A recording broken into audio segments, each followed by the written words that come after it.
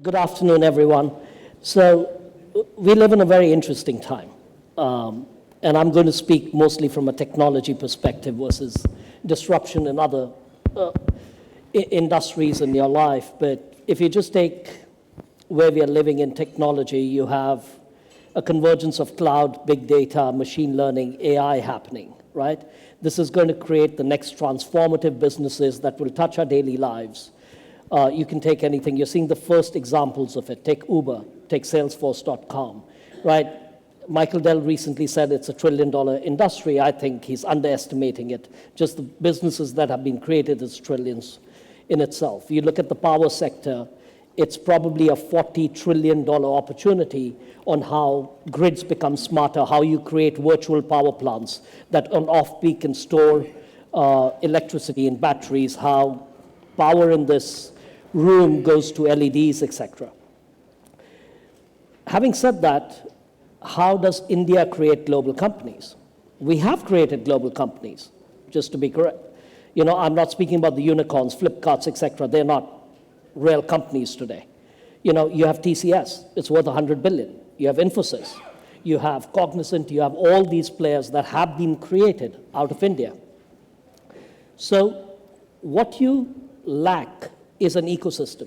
If you go to the Valley, the reason Valley is successful, it's not because it's got the lowest tax base in the world. It's probably got one of the highest tax bases. It's not cheap. People aren't cheap. It's not that labor or land is cheap. It's because there's an ecosystem. When you are creating value, it's time to market that's important. How do you bring those qualities together? So I'll just give one more thought, and then I'll hand it over to the other panelists. So what we find when we invest in India is you do not have teams that have been through life cycles. Everyone's chasing unicorns. No one's really saying, here's the plumbing, here's where you make the 50s, the 100s, the 200s. So I'll give you an example. We thought of a concept saying what is needed most on demand is emergency. And Uber is a good to have, food is good to have, but if you're having a heart attack or you're stranded on the side of the road and a global SOS button, that's an emergency, it's an immediate need. So we found people who were Indians by origin, but had gone to Harvard, MIT, Carnegie Mellon. We said, this is a great idea.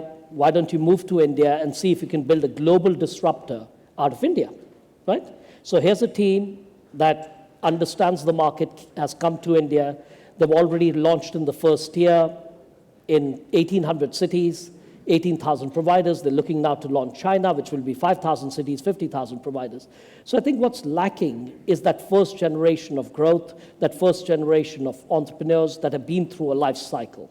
So let me pause there. I'm sure other panelists have things to say.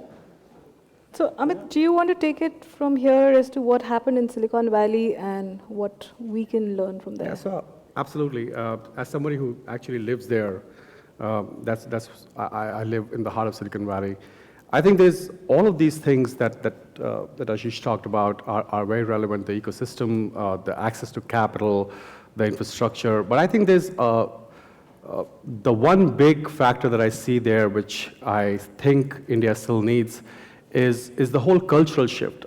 Silicon Valley is not Silicon Valley because you have 100 VCs and you have 1,000 attorneys and great bankruptcy laws. All of that is available or will be available, as we heard from the panelists today, very, very soon in India. Vikram was just talking to me, and I know that he's investing, and there are several people. Ashok is now starting to invest in the Indian environment. I think the one big thing that differentiates the Valley from anywhere else in the world is the cultural aspect. And anecdotally, I was just talking to you about this example. About 15 days ago, I was in a Starbucks in the heart of the Valley in Los Gatos. And I started talking to the barista there, and he talked to me about, what do I do? I said, I run a company, an IT services firm. He said, what kind of verticals do you focus on? So now this is an interesting conversation developing with somebody who's making my coffee. And then I told him that we focus, among other things, on healthcare vertical, and he wanted to talk about patient management, and he wanted to pitch to me an idea. He actually took my card and said, if you'd like, I would come and meet you and talk to you about how I want to focus on critical care management. And this is a guy who's biding his time, looking at the market and trying to identify opportunities. The other aspect of the Valley is it's a very egalitarian concept. It's very engineering oriented. Everywhere else in the world, even in the US, if you look at New York City, if you look at other big centers of commerce there, you will see that power is really held by a select few. Here, they really, really distributed it. If you are joining as a secretary in the company, you know how many options are you going to get. So I think that just gives a completely different cultural vibe, which if we can adopt some of that, I think that's far more critical in creating the next big disruptors, because what we've been doing, including myself for the last 20 years, is we've been trying to solve everybody else's mess. IT services firms were created to say, you have a problem, I will solve it. I'll solve it cheap because I can move labor offshore. But what we have really not started thinking of is in terms of what can I do to eliminate the problem completely, not just solve it. Sometimes we are scared to solve the problem and eliminate it completely because it impacts our revenue streams. So I think those are aspects that I would think matter in creating the next disruptor. Ashok, you're mostly also in the Silicon Valley. So would you say that India's going to have the great global disruptors? I want, let's not, I spent all my life in technology, IT technology, Silicon Valley type of companies. But we are talking about disruption. That's the topic of the thing. Let me talk about, there are few major disruptions are coming up, okay? And countries like India can participate in that. And let me talk to you just about one. I think this area of biosciences is going to be huge. And human genome has been cracked during Clinton administration. Since then, number of Nobel Prizes have been won. So basic sciences are being taken care of. And enormous advances in stem cell research. And there are tons of companies in the US and perhaps around Cambridge in UK are coming up. And they are beating even the Moore's law. One such company is 23andMe. It's a California-based company. And just to give you a perspective, to get a genetic makeup of a person, a few years back, used to cost you $15,000 to $20,000. And in the end, you'll get really huge database, big data about your genetic makeup. Now, 23andMe gives you the same thing for less than $200. Now, 23andMe this company has a multi-billion-dollar valuation. The wife of Surgery Ben, the founder of 23andMe is a lady who's the wife of Surgery Ben, the founder of one of the co-founders of Google. So there are many such companies are coming up. Now, what all it leads to? You get your genetic makeup. I think it will be pretty soon. You'll be getting at $29.95, okay? And you'll get a pen drive with your genetic makeup. So what do you do with that? It is leading to personalized medicine. Now, personalized medicine will require a new interface between the patient and the doctors. A lot of these doctors are. It is happening at the intersection of technology, IT, and the new medicine. Now, that's where India can play a big role. We have done very well in IT, as we have talked about. We have created, all these companies we talked about. In my company, iGate, played some role in that. And we created a huge middle class, millions of people, middle class jobs were created. And for each middle class job, there were 5 to 9 other jobs were created. So tens of millions of jobs were created in that industry. And I see the next big opportunity I see is in this biosciences. The whole area of personalized medicine, how to deal. And the issue over there is human capital. The human capital at a very high level. We like in IT, I'm not saying that we have to have everyone superstars. IT did not have everyone too, but there were five IITs. In the example of IT industry, there were 5 IITs. Then later on, they became like a role model, and over 4,000 engineering colleges were created. and which created capacity for IT industry. Because in creating an industry, you need all types of people. On 10-point scale, you need people at 9 or 10 or although 4, 5, 6, and the capacity was created in a very short period of time. And we created, so next area where I see a big disruption, where India is not disrupting, India will participate in that disruption, is in the biosciences area. And this thing one can talk about for hours, but I see that's what I'm very bullish about. Vikram, your views. See, when I think about disruption, I think fundamentally it's the application of Moore's law. It doesn't necessarily have to be about technology. As Mr. Ashok Trivedi just said, it's the application of Moore's law to genetic mapping, right? So if you see what happened overall to technology, when I did my first internet company back in '99, it used to cost $750,000 to set up a website. Today, you know, it costs almost nothing, right? So we are seeing the application of Moore's law to many, many new industries. And so basically, essentially, what does it mean? Doing something faster, cheaper, better, much more efficiently, and keep driving the price lower and lower. Now, why do I think India actually has a chance here? Because we've done it locally, right? Whenever we leapfrog technology, like if you remember the days we all had landlines, it used to cost $1,000 to get a landline on Tatkal. Before that, forget about it, right? Today, in mobile, we are the cheapest per minute or, you know, cheapest ARPU in the country, the cheapest cell phone country in the world. Similarly, you see smartphones. We are going to become one of the cheapest places to buy a smartphone. You can buy a smartphone now for 1,000 rupees, refurbished, of course. We're going to see it in payments. Hardware devices are expensive. Guys like Paytm are coming in, saying, you don't need a device, use my app, which is for free. So we are going to disrupt our own systems and eventually export this to other markets where these same legacy problems exist. I don't know whether definition of global disruptor is somebody like Infosys or Wipro who goes and wins in the US. I don't think it's necessary. I think this is a large enough market. You disrupt it, you apply Moore's law, and eventually when Africa is ready or other parts are ready, it will go there. That's my view. So I think to take from what everyone has said on the panel, and the larger point is that should we even be looking at a global play? I mean, we are a big market, everybody's coming to us, and why don't we solve our own problems? You know, be the Alibaba, where Alibaba is a global disruptor without being in the US, you know. So is that the way forward? Is that the way forward for I us? think disruption can happen on a very, very big scale internally. A global disruption can happen on a very big scale internally in India itself.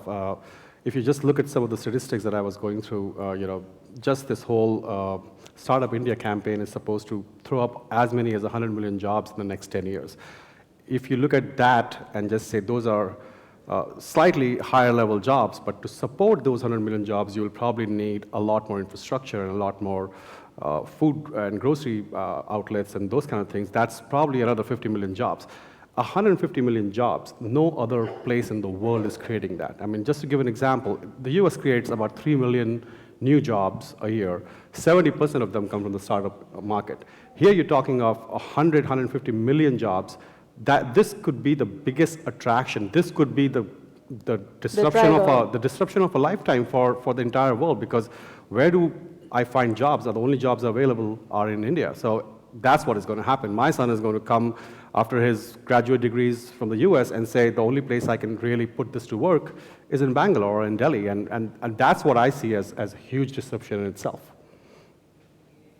To add to your point earlier, what do we have really as India? You know, we have a shortage of capital. You have somewhere around 700 million people or maybe more under the age of 30 that are going to join the workforce. The age of global trade, the age of hydrocarbons was 20th century. China played that game, they got to where they were. So what does India have to do to vault the 21st century, to use the analogy that was used earlier? Why do you have to get a fixed line phone when you get a mobile device, or why do you even get a mobile device when you can get a smartphone? So why are we forcing India to go through the 20th century to get to the 21st century? That's the question. The big driver we have internally here is the demand India generates. If you look at Alibaba, it's a Chinese-driven company. Yes, it has global elements. So what is it in the demand of India, the opportunity we create. So to give you an example, instead of us selling airwaves rights to people and creating the next Carlos Slim and the next Mukesh Ambani, why are we not saying, you know, the government will partner, we'll put up the airwaves, you put in the capital, it is a trillion-dollar opportunity. And as that value is created, let's distribute that wealth to the poor, right? You actually give every man, woman, and child in India stock ownership. I don't know how many are familiar with Piketty, where he says R is greater than G, so capital is going to be far in excess of growth, hence labor will never catch up. Recently, Oxfam released the study. You have the top 60 richest people in the world have as much wealth as 6 billion, right? If we don't fix this as a country, given the population, the young, we have a social issue. The world has a social issue. So, Aashish. Well, see, I think the big disruption, what's happening in India, what I see is this entrepreneurial culture in India is really, really gaining momentum. I have been a part of an organization called Indian Angel Network right from the get-go. We used to call it Band of Angels back in 2003 and 4. And I tell you, in last 12 years, 13 years, it has gone a long way. And new deals, new companies are being formed every week. And I tell you, the biggest thing India can really go places, because if they focus on the core competence of Indians, you know, aside from, you know, there are, I think, 2-3 key areas. One is the focus on education in India. Before it used to be just middle class and up, and now, you know, even a driver wants to send his son to school. It is all over the country it is happening. Everyone wants to get the people educated. And second thing is, Indians by nature they used to be traders before. And trading, you know, morphs into what we call it entrepreneurship. So education and entrepreneurship, it's a very, very potent combination. Up till now in India, your hands were tied. People who got into businesses were only those folks whose parents were in businesses. And it was all limited. Now it is really the risk capital is becoming available in India. So it's a combination of availability of risk capital and India being education and this whole entrepreneurship.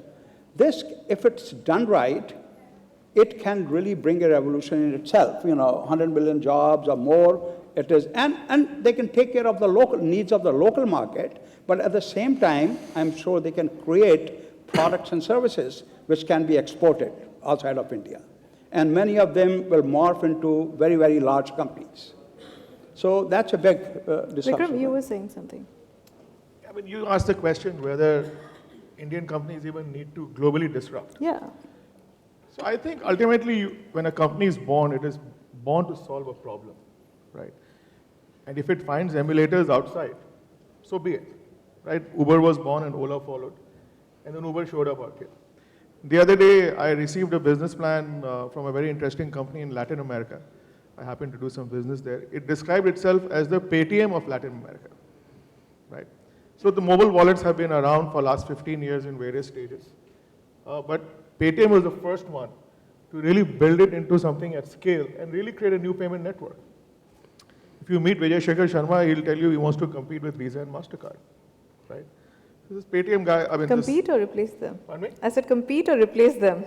Well, that's to be seen. Yeah. But so I called this guy in Latin America. He was an Argentinian fellow doing business in Brazil. He was really excited to talk to me. He's like, you know, you're from a country which understands what I'm trying to do. And so we are, whether we like it or not, beginning to rearrange, you know, business models across. I think Oyo Rooms is going to be another company which is going to export its model. So I think we are now entering a stage where we will march to our own drumbeat.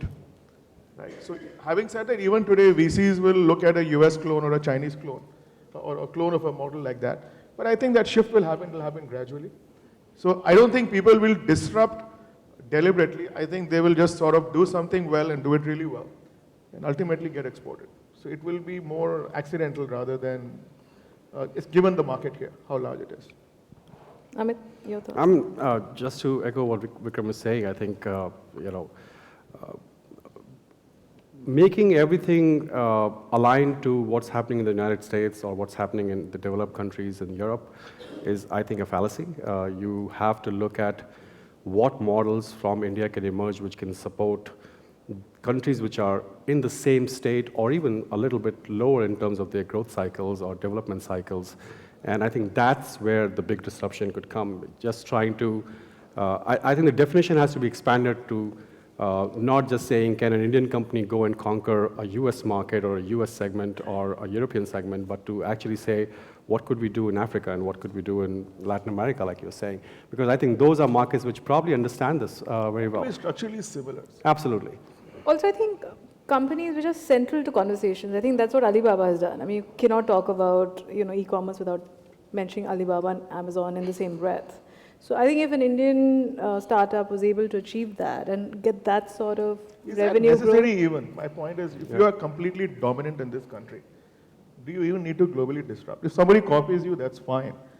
Look, No, I'm saying being central to any conversation on that sector, that I would say would be, global disruptor. Does anybody agree, disagree with that? What? That if you're central to the conversation of that sector, so Alibaba is not in many markets, but it's central to the conversation on e-commerce. So to me, that would be a global disruptor as well. You see, the fact of the matter is... Also the size and scale that they build. The disruptors are really not in China, India, or Asia for that matter. All the disruption so far has come from the West, primarily from the US, okay, where they really changed the ballgame altogether. Even the last industry where we talk about IT industry in India, but really the major disruption was the creation, the inventing microprocessor back in 1969 and 70. The first application was calculators, then PCs, and all kinds of computers came, your SIM card came, mobile industry came. So that was the big disruptor, microprocessor, which happened in the US. Now, today, microprocessor-based industries have created 45% of current US wealth comes from microprocessor-based industries. Yeah, rest of the world participated in it. Indian IT industry participated in that. And even the same next big kahuna, in my mind, big major industry of the same level, okay, is biosciences. Because these are solving the real life problems, human problems. The blood sugar, blood pressure, these things, right now the medical science can only control it, it cannot cure it. Okay, a lot of these genetic problems people have. So it is about time the medical science can coming somewhere close to curing these type of problems. And human genome and all that, to me, the cracking of human genome is akin to microprocessor, okay? Now the applications will come down the line. It'll take next 30, 40 years, they will come, and I believe in these type of industries, if India prepares itself well, it can participate in that. Although it hasn't disrupted anything, it is going to participate. Like in IT, we didn't disrupt anything, we participated in that. And we created the huge capacity and created lots of jobs, millions of jobs and so on and so forth. So those opportunities will be there in many new industries. And I think India is well better off participating in these knowledge-based areas where it's an open field. But in terms of manufacturing and all that is all great, but they have to solve some fundamental problems. Sure, I have a question for you.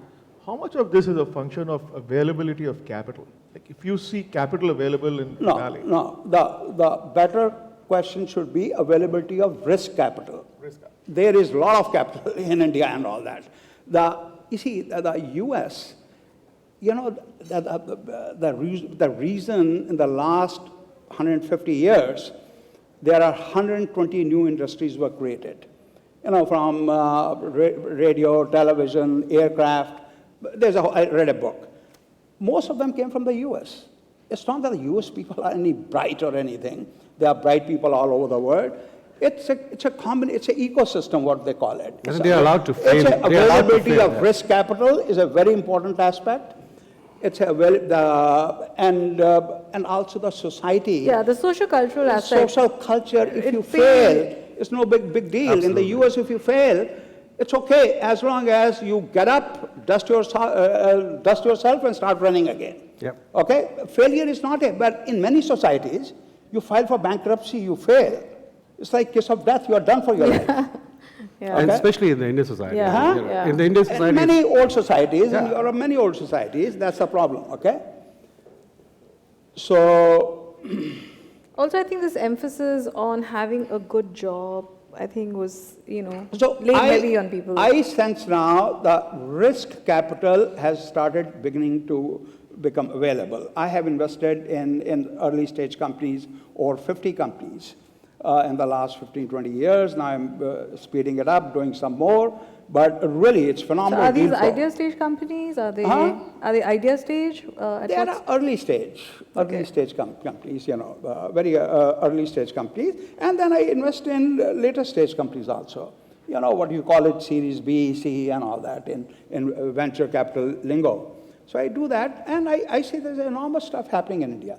So there's a lot of capital on this table. So let me ask everyone here that, are you guys going to be backing the next big Indian startup, which will be a global disruptor?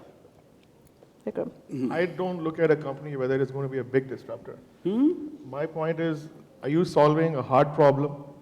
Are you solving it well enough, and can it touch like a huge majority of people? So I fund to reduce friction. This is the biggest problem and the biggest opportunity here. So if it becomes big, great. If it doesn't, fine. We'll move on. I think we, at Infinite, what we do is we're catching people or kids or human beings at an even earlier stage. We sponsor a very big program under the Indus Entrepreneurs, the Thai chapters, called the Indus Young Entrepreneurs Program, where we are actually grabbing a lot of school-going and college-going kids who come up to us with some really, really cool business ideas, and we're funding them. So I think, I don't know where the market starts here and who's, have you ever taken a pitch from somebody who's in 12th grade and said, hey, I have this brilliant idea?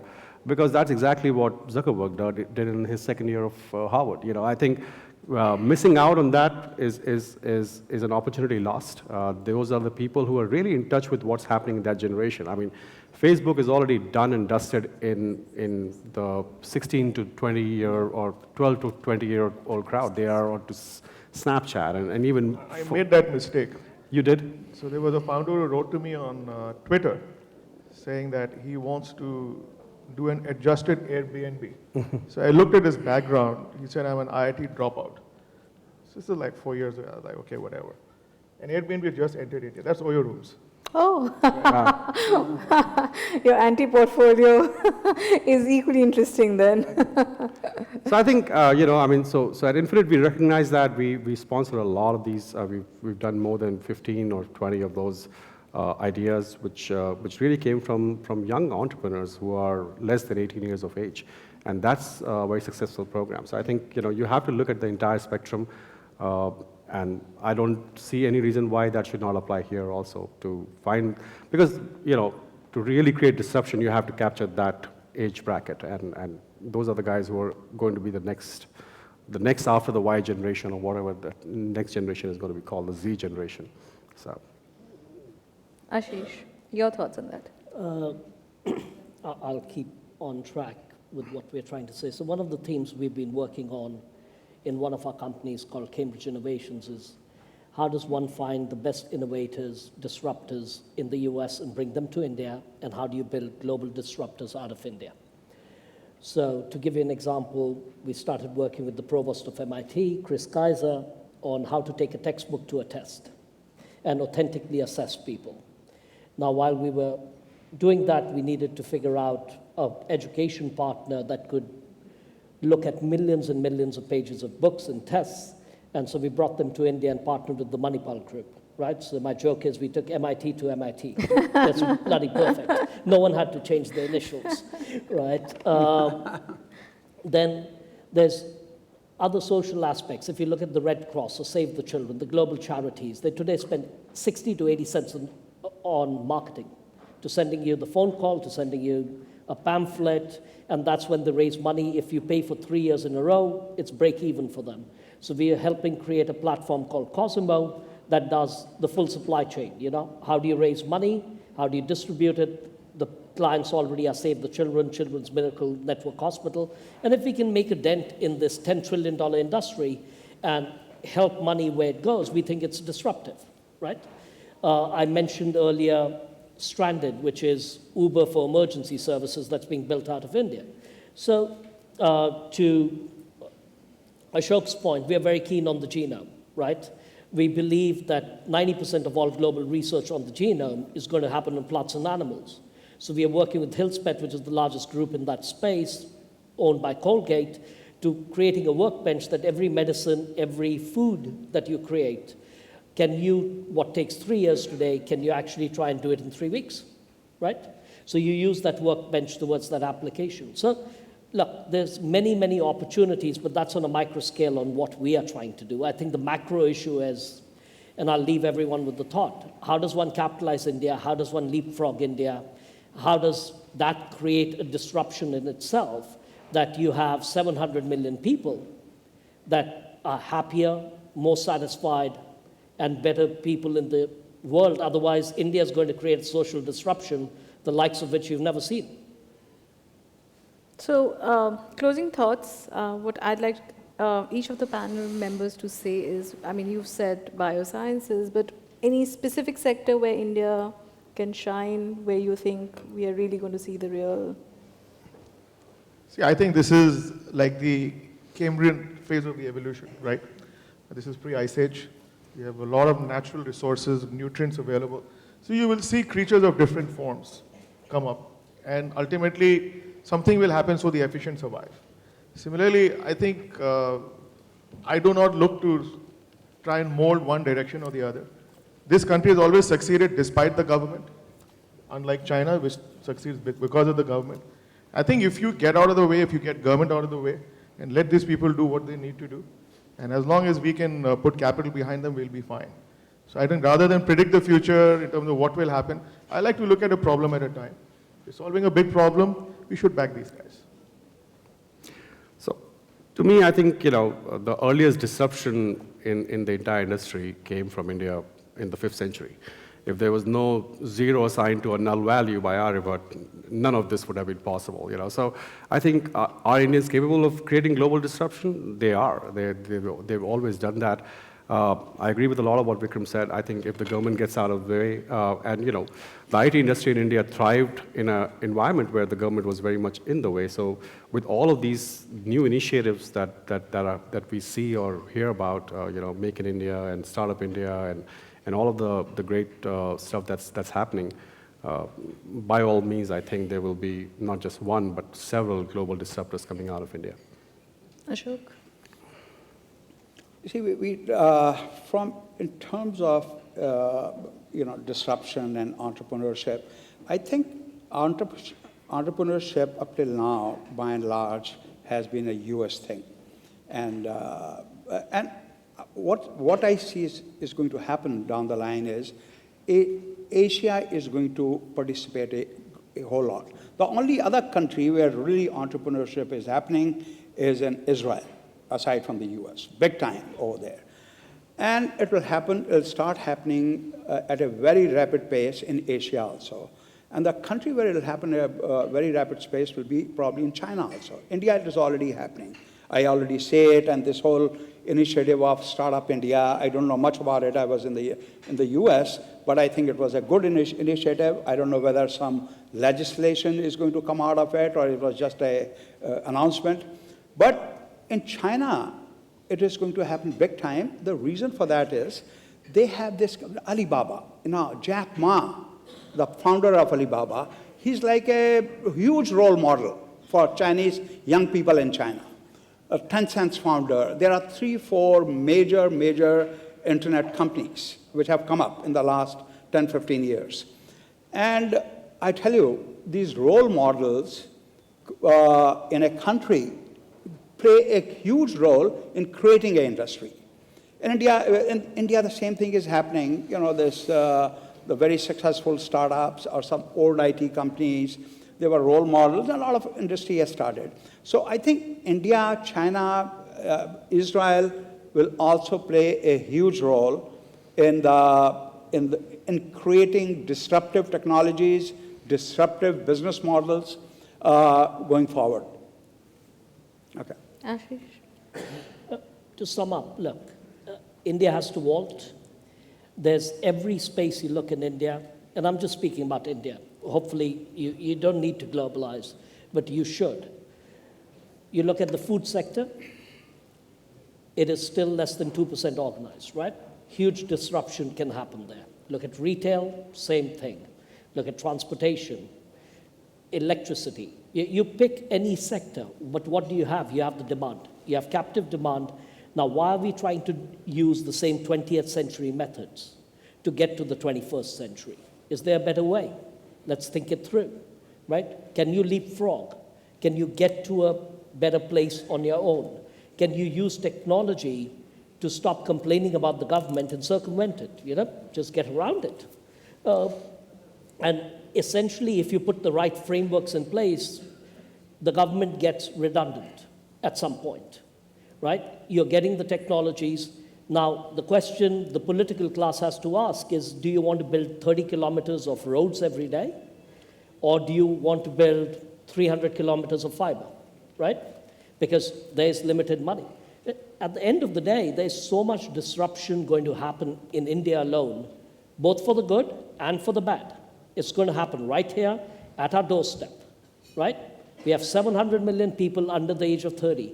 The moment they enter the workforce, the moment they start consuming, the moment they start doing everything we do today and have aspirations, it's disruptive. It is disruptive on a seismic scale.